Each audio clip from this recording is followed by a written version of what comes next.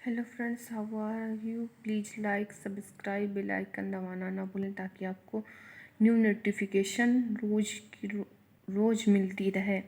आज हम यूपीजीके में कृषि से संबंधित योजनाओं पर अध्ययन करेंगे। आइए देखते हैं। पहली योजना है जमींदारी उन्मूलन अधिनियम। जमींदारी उन्मूलन अधिनियम 1952 में आया था। चकबंदी योजना 1954 में आई थी। उत्तर प्रदेश सीलिंग अधिनियम 1960 में आया था, जिसमें 18 एकड़ से अधिक ज़मीन नहीं रख सकता था। एक किसान 18 एकड़ से अधिक ज़मीन नहीं रख सकता था। किसान बही योजना 1992 में आई थी। इसमें किसान को एक पासबुक होता है जिसमें किसान का नाम, जोत का आकार आदि दिया होता है। किसान वृद्धावस्था पेंशन योजना। यह योजना 2 अक्टूबर 2003 में शुरू की गई, जिसमें 60 वर्ष से ऊपर के किसानों को 500 रुपये मासिक पेंशन देने की व्यवस्था है। इसमें भुगतान 6 माह पर पति पत्नी दोनों के पात्र होने पर पेंशन पत्नी को देने की व्यवस्था है। किसान क्रेडिट कार्ड योजना का आरंभ 1999 में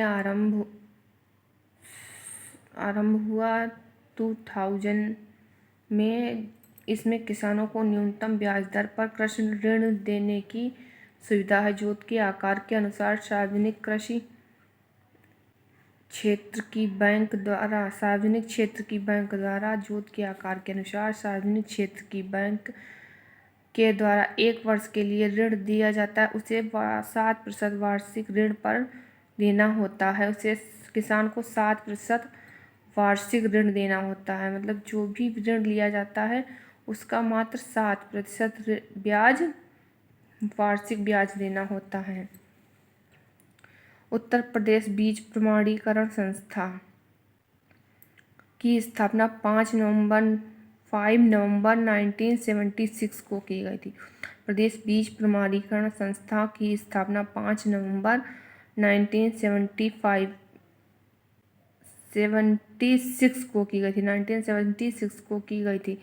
राज्य में बीजों की आनुवंशिक एवं भौतिक शुद्धता, अंकुरण क्षमता को मानकों के अनुरूप बनाए रखने, बीज जनित बीमारियों को नियंत्रित करने हेतु उत्तर प्रदेश बीज प्रमाणीकरण संस्था की स्थापना 5 नवंबर 1976 को की गई थी।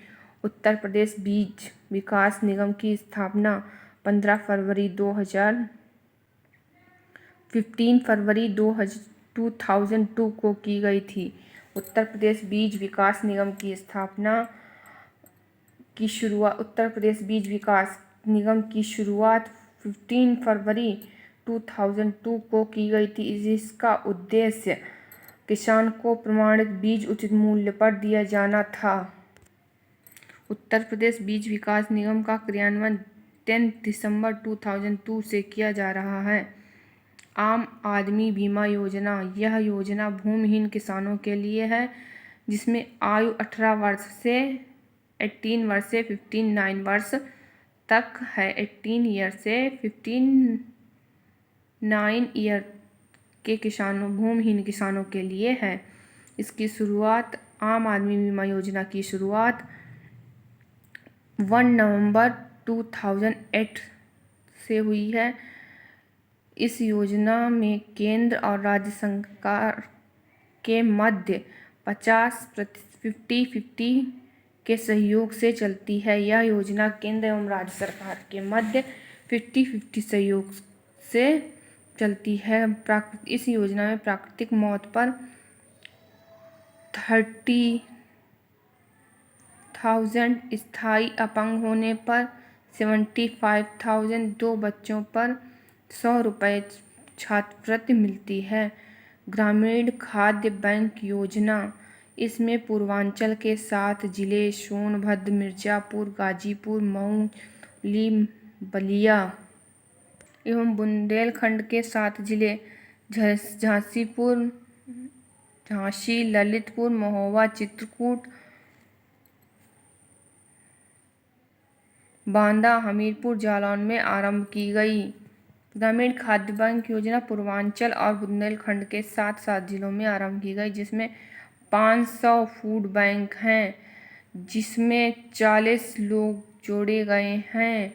एक किसान 100 किलो राशन ले सकता है।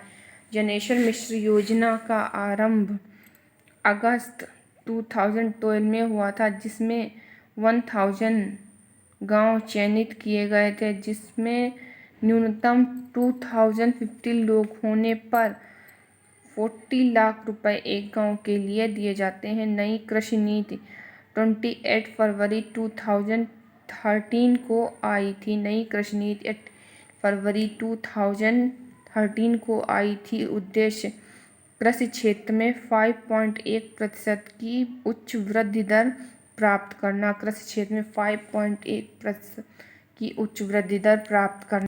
कृषि सूचना केंद्र या कृषक सूचना केंद्र कृषकों की समस्याओं के समाधान हेतु राज्य में समस्त उप संभागीय प्रसार अधिकारी एवं समस्त उप कृषि निदेशक स्तर पर कृषक सूचना केंद्रों की स्थापना की गई है। किसान कॉल सेंटर यह योजना किसानों के तकनीकी समस्याओं के समाधान के लिए चलाई जा रही है। किसान चिंतन कृषि की समसामयिक समस्याओं के निदान एवं तकनीकी ज्ञान में वृद्धि हेतु राज्य कृषि विभाग द्वारा कृषि चिंतन नामक मासिक बुलेटिन का प्रकाशन किया जा रहा है। कृषि चिंतन एक मासिक बुलेटिन है, जिसमें राज्य कृषि विभाग द्वारा समसामयिकी की समस्याओं के निदान एवं तकनीकी ज्ञान में वृद्धि हेतु प्रकाशित की जाती है। किसान मित्र योजना प्रदेश में किसानों को सभी तरह की जानकारी उपलब्ध कराने के लिए प्रत्येक पंचायत में एक किसान मित्र की नियुक्ति संबंधी यह योजना 18 जून 2001 से शुरू की गई है। किसान मित्र योजना 18 जून 2001 से शुरू की गई है, जिसमें प्रत्येक ग्राम पंचायत में एक किसान मित्र होता है।